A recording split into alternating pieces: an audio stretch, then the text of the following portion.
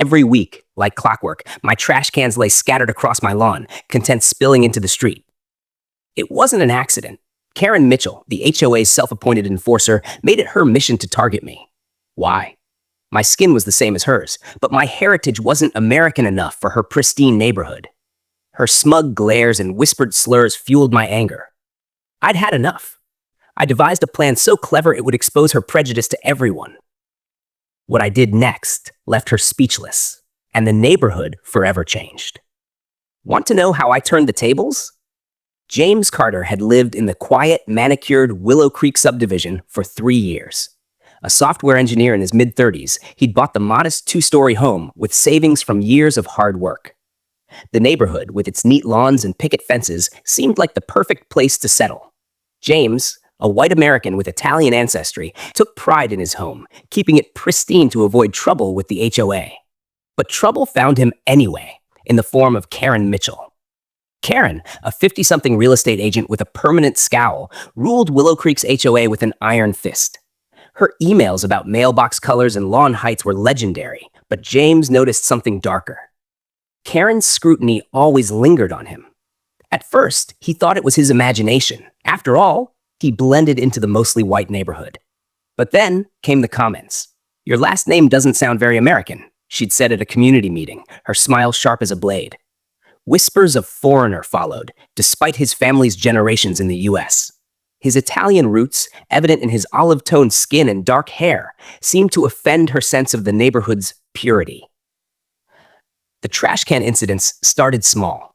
One Monday, James found his bins tipped over, recycling strewn across his driveway. He chalked it up to wind or kids. But it happened again and again. Each time he'd clean up, gritting his teeth. Then he caught her. Through his kitchen window, he saw Karen march across his lawn, glance around, and shove his bins over with a deliberate kick. Her expression wasn't anger. It was contempt. James's blood boiled. He wasn't just dealing with a petty neighbor. This was personal, rooted in her prejudice against his heritage. He couldn't confront her directly. Karen's influence in the HOA was ironclad, and she'd twist any accusation into a victim card. He needed something smarter, something undeniable. James began documenting everything. He installed a small security camera above his garage, angled to catch his front yard. The footage was damning. Karen, week after week, striding over at dawn, knocking over his bins, and once even spitting on his lawn. The videos captured her muttering, words like outsider and doesn't belong, barely audible but unmistakable. Each clip tightened the knot in James's chest. This wasn't just about trash cans. It was about her trying to push him out, to mark him as less than her ideal of American. He shared the footage with a neighbor, Tom, hoping for an ally. Tom shrugged, saying, "That's just Karen being Karen. Don't rock the boat." Others echoed the sentiment, unwilling to challenge her. James realized the neighborhood's silence enabled her. Her prejudice wasn't loud or overt enough to spark outrage. It hid behind standards and community pride. But James saw it for what it was, racism dressed up as HOA rules. His Italian heritage, a point of pride, had become her excuse to target him. The incidents escalated. Karen left anonymous notes in his mailbox, accusing him of lowering property values with his messy bins. The notes never mentioned his heritage outright, but the implication was clear. James's frustration grew, but so did his resolve. He spent nights researching HOA bylaws, looking for leverage. He found nothing airtight. Karen was too careful. Confronting her would only make him the bad guy. Instead, he decided to expose her in a way she couldn't dodge.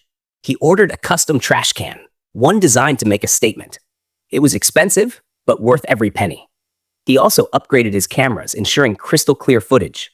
The plan was risky, but he was done being her target. The new trash can arrived, a sleek stainless steel model with a lockable lid and a bold engraving.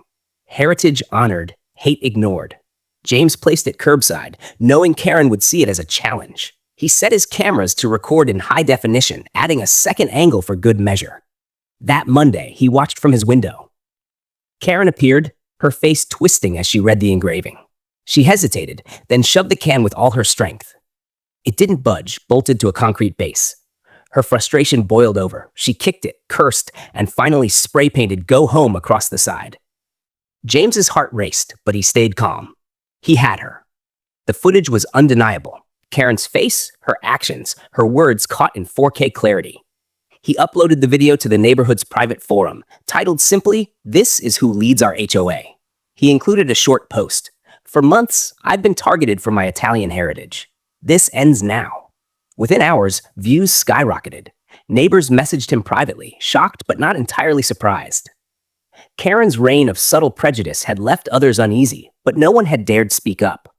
At the next HOA meeting, James played the video on a projector. The room fell silent as Karen's actions filled the screen. Her face paled. She stammered, claiming it was a misunderstanding. But the evidence was overwhelming. Neighbors who'd once stayed quiet now spoke up, sharing their own stories of Karen's veiled bigotry against Latino families, Asian newcomers, anyone who didn't fit her narrow vision. The board voted to remove her as HOA president that night. Karen left in disgrace, her influence shattered. James's trash cans stood untouched after that. The neighborhood felt different, lighter, as if a weight had lifted. New HOA leadership prioritized inclusivity, and James's video sparked conversations about unspoken biases. He didn't feel like a hero. He felt relieved. His heritage, once a target, became a bridge as neighbors shared their own stories of pride and struggle.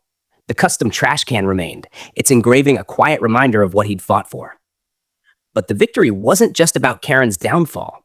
It was about exposing the insidious ways prejudice hides, behind rules, smiles, or standards. James's stand forced Willow Creek to confront its silence, to see how complicity enables harm. He wondered how many others faced similar battles, their stories buried under fear or dismissal. His fight wasn't just for him. It was for anyone made to feel less than in their own home. If this story opened your eyes, like the video and subscribe. Share your thoughts below. Have you faced subtle prejudice in your community? How did you stand up? Let's keep this conversation alive.